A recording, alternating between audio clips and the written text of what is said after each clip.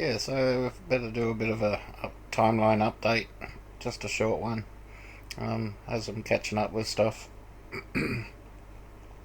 So I'll just do a quick rundown on second core. This one, second core, gives you all three raptures, and the first two are pretty much the easiest.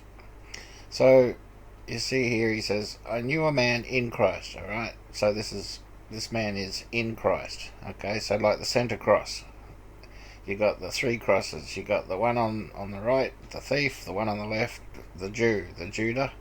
All right, so most people in the world want to be the thief on the cross. They want to be him. All right, he gets the free gift. But these ones here are in Christ. They're on the center cross. All right, and the difference is those in Christ are born again and they've given up sin. They don't, they fight against it continually. They have no more addictions. They've given up their addictions, and the ones they do have, they might battle against one or two or something. But they're in Christ. Okay, it says, "I knew a man in Christ above 14 years ago." Alright, so he's in the future 14 years. Alright, it says 14 years ago, and it's just above 14 years. It's not above 15 years, right? It's not above 13. It's just above 14 years ago. Alright, so I'll show you why this is important in a minute. "Such a one was caught up to the third heaven." Alright, take note of third heaven. "And I knew such a man." Alright, such is, I've got such, kind of, sort of. He's kind of like, sort of like this man here, right? He's sort of like that. "How he was caught up to paradise." See that? Paradise. This one's third heaven. This one's paradise. They are not the same place, alright? These are not the same place. "How he was caught up to paradise and heard unspeakable words." Alright, so there's unspeakable words for this man. This one here. "Which is not lawful." So what's not lawful? Not lawful is lawless. Alright, so he was a lawless man, alright, with unspeakable words. And this guy went to paradise. Alright, so he's like the thief. He went to paradise. Okay? Now, so we'll have a look here. So you got your Luke, Mark, and Matthew. So Matthew will run right through tribulations, alright? So when I was saying above 14 years ago, alright, so you got 7 years of seals and 7 years of trumpets. Alright, so above 14 years is here, alright, in the millennial reign. So Paul is looking from the millennial reign. Now, those of you that are going on about judgment day and all that sort of stuff, and the judgment resurrection, that is after this. This is after that 1,000 years. It's right at the very end. It's the last thing to even think about. Don't even need to worry about that. That's still a long way away.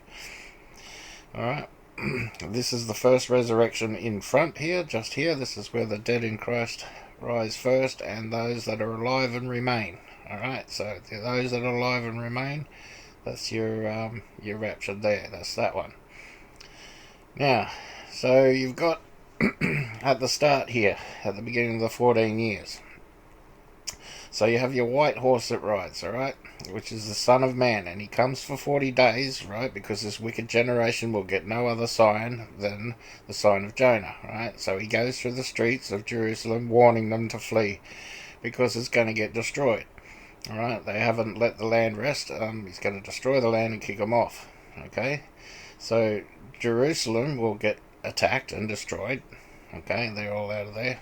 That's when the red horse rides. Alright, so that's when you know that's in the gear. As soon as you see Jerusalem at the end of those 40 days, well, it's actually 50, but at the end of those 40 days, and you see Jerusalem destroyed, you'll know the red horse is off. Alright, you're into it. This is full on. It's all going to start happening. So you got your World War III. So your bear, your lion is like Syria. The bear will join the lion. The bear is known as the Gentile destroyer of Gentiles. This is the only one that can take on like the rest of the other Gentiles, right? So this is the one that'll kick butt. And then you've got your famine of food and the word. So you won't be able to have the Bible or that sort of stuff, right? You'll also have food famine, right? So you have a false prophet comes down here.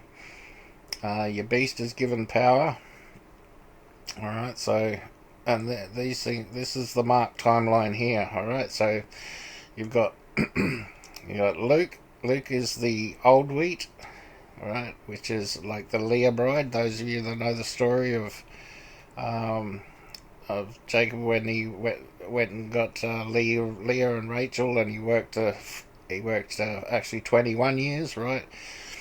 21 years is like the story of creation. If you think about it, this is the same thing. So 7,000 years, 7,000 years, and 7,000 easy years. This is the easy years. Right, so when he went away to work and he come back to get his bride, he ended up getting Leah. All right, the older one, the old wheat. So he got Leah, but then he really wanted Rachel. So he had to work another seven years. All right, this was a bit more stressful for him. So he worked another 7 years to get Rachel, and then he had to work another 7 years for the father. All right, and he was going to get the cattle and all that left over. So this is how you can see the story in that. All the stories in the Bible, you got to look for these sort of things. All right. So they're all examples of creation from the beginning to the end. It's amazing. It's amazing. Anyway, so you'll see there the 144 K get sealed. This is Rachel. 144 get sealed, and sorry, this lot here be Rachel. This is the great multitude rapture. All right, they don't die. These ones don't die. These ones here die. Right, the dead in Christ, they get martyred, and all that sort of stuff. So where was I? Yeah, this lot here. There's a rapture group that come out of this. The bride, first lot, the bride. Some go to the third heaven. Some stay to go through seals, and they get breathed on like Acts, right? So it's like Acts 2.0.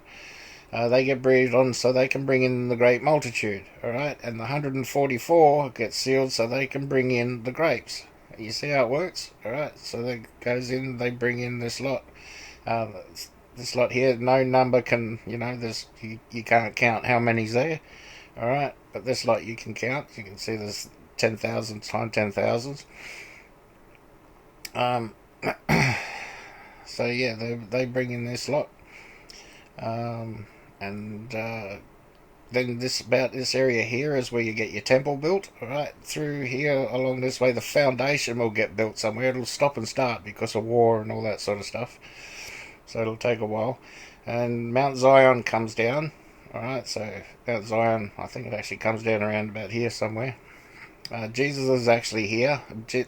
This Messiah is, you'll hear of the two Messiahs. You've got Messiah ben Joseph, and then you got Messiah ben David, alright? And you don't get Ben David until after the two witnesses are killed, alright? There's a very good reason for that.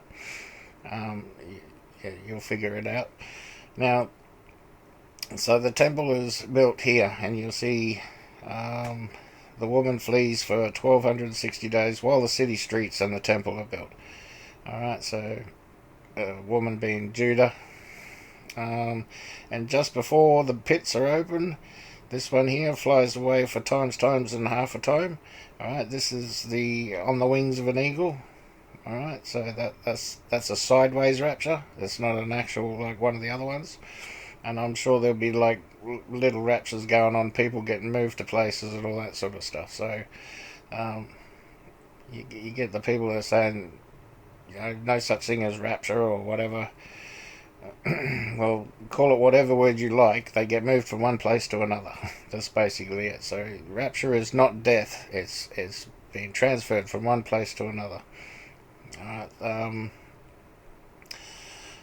So what else didn't I mention there? So you got the Ben David. So yeah, this area here is like Ben Joseph up to here, and from there you've got your Lion of Judah this way, Ben David, and this way is the Lamb, still the Lamb. All right. Um,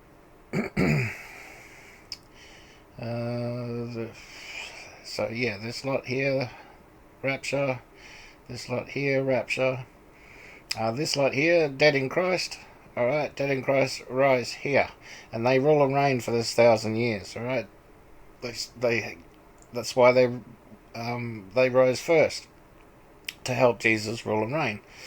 All right, so there's still going to be a world going on outside of this area sort of thing. So there's going to be the kings in the world, and you'll see there at the very last part of Matthew, there's the Great Commission, right? Matthew goes all the way to the end here, so you'll see in Matthew, was it 28 or whatever it is, the Great Commission. That's where he sends them out to go and teach, right? So they're all out there, sends the Jews out, right? So Judah, to go out and teach. They inherit the earth, so they're out there doing their thing there. And they don't no longer need to preach because everybody knows that Jesus is here and who he is, right? There's just no mistaking it. So they're no longer preaching, they're going out to teach. Alright. And that's that area. What else? I forgot there was something else I was going to whack in there. But anyway, there's some more details down the bottom here. I don't know if you can see it. You can zoom in and save that, but it has some of the verses there or whatever. Anyway, God bless. I hope that helps.